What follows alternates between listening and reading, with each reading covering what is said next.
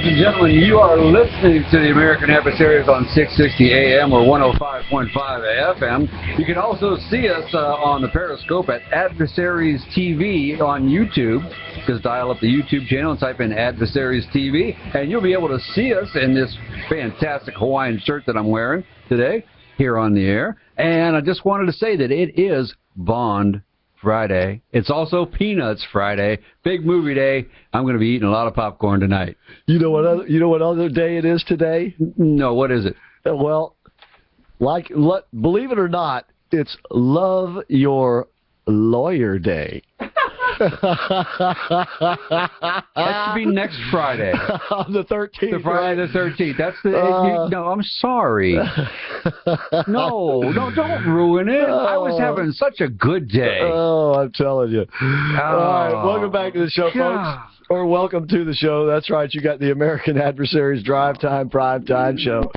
I think they're all community organizers first before they become attorneys.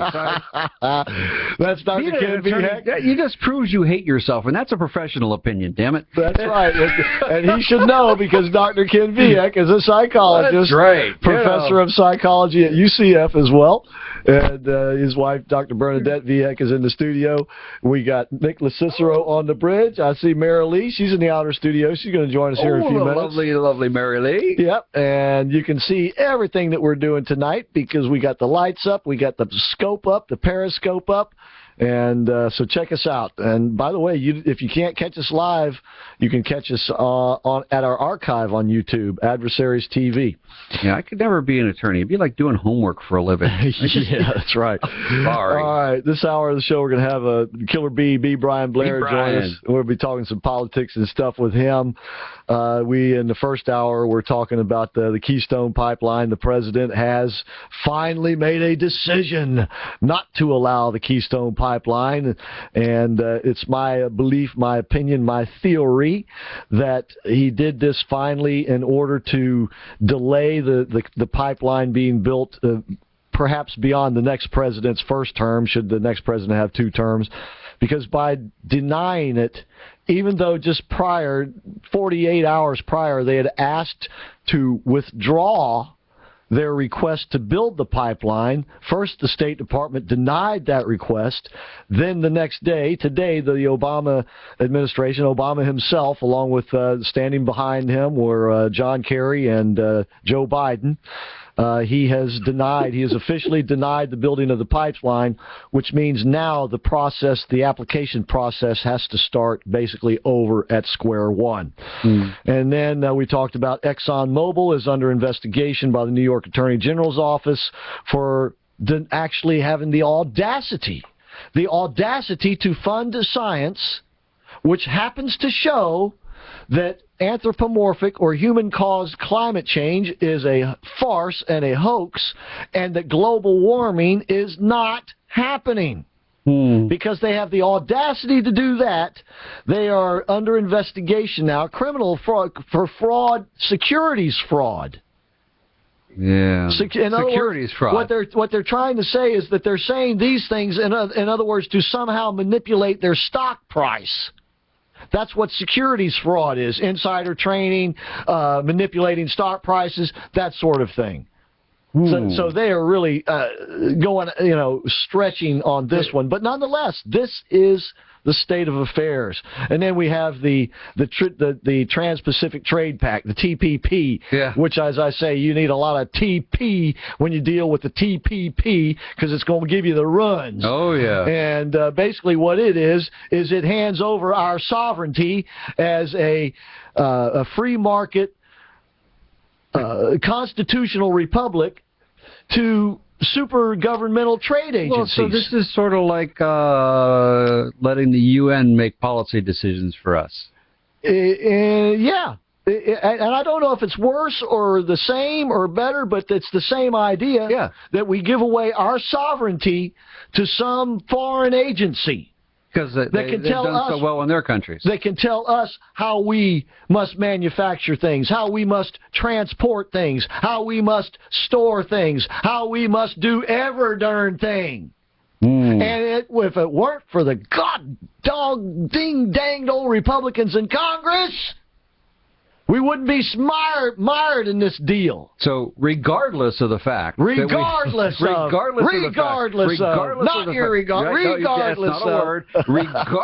the fact that we actually have a Republican majority in the Senate and the House, they still get this kind of stuff through. And it's just so disgusting to me. You know didn't do us a doggone bit, not a bit of good. I wonder if our listeners, the same thing happens when you mention those three people, you know, as it happens with me. You mentioned that, you know, Barack Hussein Obama was out there making his announcement, and he was followed by, you know, John Kerry and Joe Biden.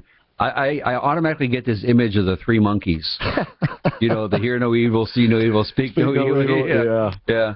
So, yes, indeed. Yeah, that's the image I get when I see all three of those together. It's just, you know. Oh, my God. I tell you, this trade deal could not be worse for the United States of America and a free market economy. When has he ever done anything good for the United States of America? It's amazing. This is what I was screaming. My veins were popping while the Republicans... You're doing very good, by the way, today. I'm nice to see you calm. While the Republicans were doing this, I was screaming in outrage. Yep. Don't do this. That's why I now call Paul Ryan St. Pauli girl. He betrayed us. He was a traitor to us. And this is the result of it. Yeah. And now look at him. He's Speaker of the House. Now look at him. Golly. Well, it's like in any government position, you get promoted to your next level of incompetence. Well, that's the Peter Principle. Remember that? Yep. So, you know, hey. Yeah, off you go. Yeah, well, let's see. Okay, we got some phone callers on the line. Let's take the calls. Craig, thank you for calling. I like it. The toilet paper bill, huh? Yeah. Hey, guys. Howdy. This is the exact reason why we need a very strong president. I think Trump might be the only person who could take care of everything. We have to get rid of everything. And Obama needs to be brought up on charges of treason along with a few other congressmen and senators. Angela Merkel will be brought up on treason charges in Germany sooner or later. She's created the new Nazi party. You know, we need a strong enough president to get out of these endless wars that we've gotten ourselves into. However that happened, it doesn't matter. We just need to get out of them. And I really think Trump is the only person that can do this. Well, he's singing your tune, that's for sure. First of all, he would redo this trade deal. Yep. He said he would redo the I think he's only one of two candidates that have said they'd undo it. Yeah. Right? I think him and Ted Cruz is the other one. Right, and I was just going to say, he and Cruz are the ones who have also said that on day one, they would reverse a lot of these executive orders. Yeah. And they would use that, the Iran deal. Exactly. Yeah. So day one, and then bring up charges on treason for him. Yeah. Well, I don't know if they'd go that far, but certainly I just want him to go quietly into that good night. Well, I just don't want to hear a thing from him once he leaves the office. Well, see, but he does kind of need to be, I don't know if smacked around is the right way to put it, but that's what a treason thing would do, because he needs to understand that the world doesn't revolve around him. But it's not going to happen. His psychology, his psychological makeup, it will never, ever get through. Yeah. Right. I'm sorry. If anyone has ever wondered what treason would look like in the year 2000, 2020, there you go. Yeah. This is exactly what treason looks like. Yeah. It's like Hitler going insane in 1942, 43. Yeah. Yeah, he's just doing whatever he can in the last bits of days that he has power. And unfortunately, we don't have a representative who's got a set of stones to stop him. Yeah, and it really would have put a crimp in his style had he not gotten this free trade authority. Or the Iran deal. I mean, come on, and they messed themselves up on that one, too, with that stupid Corker bill. Sure. All right, Craig, thank you for being out there. Appreciate that. A good call. Absolutely. All right, let's go now to Diane. Hey, Diane. Hey, just to follow up with Craig, he's exactly right except for the Trump part. Cruz is going to decimate this guy when he comes into office. Okay, all right. Well, hey, that's nice to have that kind of debate. We need to figure out who is going to, represent us the best. So he's the only one standing up there, railing against everybody, and that's why everybody hates him. Yeah. That's right. He's our kind of guy, that's for sure. He's my guy. He's always going to be my guy. This guy is just amazing. The arrogance, oh my gosh. Well, every freaking day I'm done with him. Well, he comes out with something different every day to make you go, really?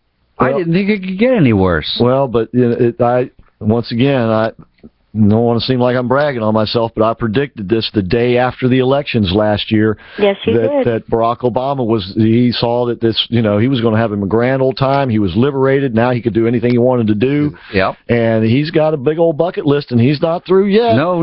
And closing Gitmo is right at the top of that list, and then giving Guantanamo Bay back to the Cubans.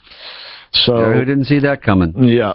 Okay, but did you hear what Matt Bevin said today? The new governor of Kentucky. Yeah, what did he say? He told them that when they come and they're going to screw with them on the coal, he's going to go tell the EPA to pound salt. Well, as governor of his state, he can do that.